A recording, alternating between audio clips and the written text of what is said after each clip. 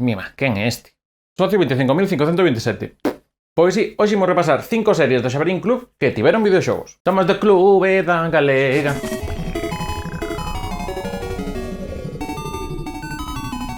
Ola, que tal? Benvidas, benvidos a Recuncho Gamer. Hai o Xabarín Club. Cantas tardes de animación, de videoclips en galegos, de tanto xa vais sendo hora de ir para casa Carolo e Mate a ver que lle conta un dos en historias de historia do meu país que chungo de deixar unha panda tan guai.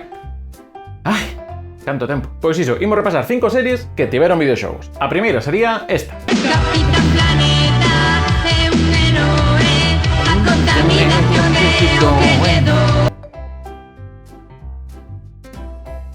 Toma esa panorama. Capitán Planeta, esa serie en prol do ecoloxismo e tamén de levar a roupa interior vermella por enriba de todo, contou cun par de adaptacións.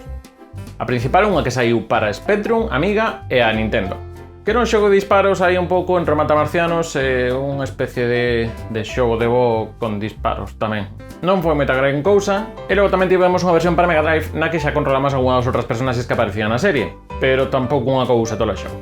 O Capitán Planeta hai que dicir que tamén apareceu despois nun recopilatorio de loita de personaxes de Cartoon Network moi na liña do Super Smash Bros. Que saiu para Play 3, Xbox 360, Wii e 3DS.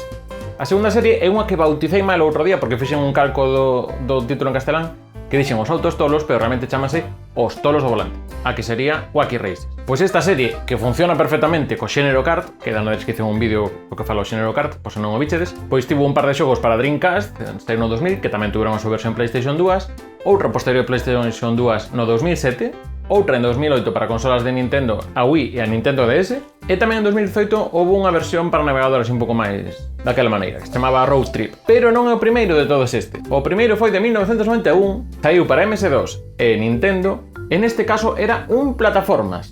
En que cabeza entra? O sea, tenes o xénero que se vai ben e cámbialo con plataformas. Estaban de moda, imagino que foi por aí. Pois aí íbamos co Campatán, que era Pillaban. O de Pillaban inventeino, pero rima, sabes? E de terceiro ímos co Doutor Slump, aínda que a coñeceredes seguramente por Arale. Pois no caso de Arale temos uns cantos casos ben curiosos. O xogo máis normal sería unha especie de aventura gráfica que saiu na primeira PlayStation, aunque quedou só no Xapón, que a verdade non se veía mal. Pero que tamén tivemos cousas como esta, na que se intúe de cando en vez a sintonía, cando non hai un efecto de son,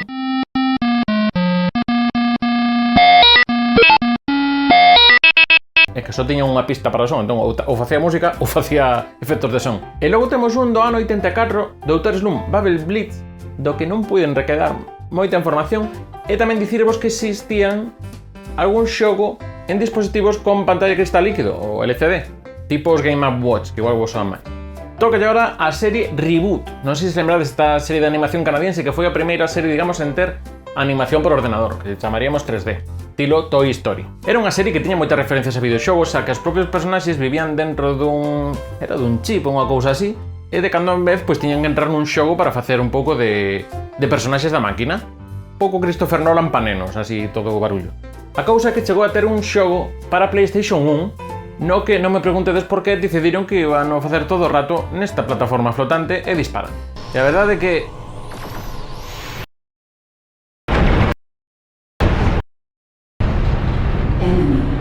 case mellor imos pa último. Gato Can, que era así. Certo día de verán chegou ao mundo un extraño animal. Por unha parte gato, por outra era can, e non sei que dicía aquí, pero era Gato Can, Gato Can. Que esa parte moi de Yippee-ki-yay, yippee-ki-yo.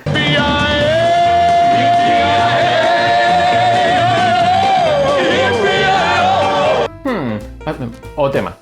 Gato Can, ademais de aparecer en cameos en numerosos xogos de recopilatorios de personaxes de Nickelodeon, como un dos de Cars que citamos ou algún de loita, tivo o seu xogo propio en 1999 que saiu directamente para PC, Cat Dog Quest for the Golden Highland, que era unha colección de 6 minixogos a cada cal peor. Por que? Dios mío. Mima, que morralla trouxen hoxe. E ata aquí o primeiro repaso ás series de Xabarín. Sei que me quedan míticas como Dragon Ball, as Tartarugas Mutantes e Doraemon, que incluso daría para cada serie para un vídeo só. Se vos interesa ou gustou, deixadme nos comentarios e faremos unha segunda parte de cosas da Xabarín ou destas series que vos tirei. E como sempre, lembrade de suscribirvos para máis contido sobre videoxogos e dadelle o like, que ao final deixei pouco tempo o videoxogo do Gato Can. E non hai destes traumas ni nada diso. E xa sabedes, estamos en todas as redes sociais como @recunchogamer todo xunto. Andamos polo Twitch de luns a mércores, principalmente.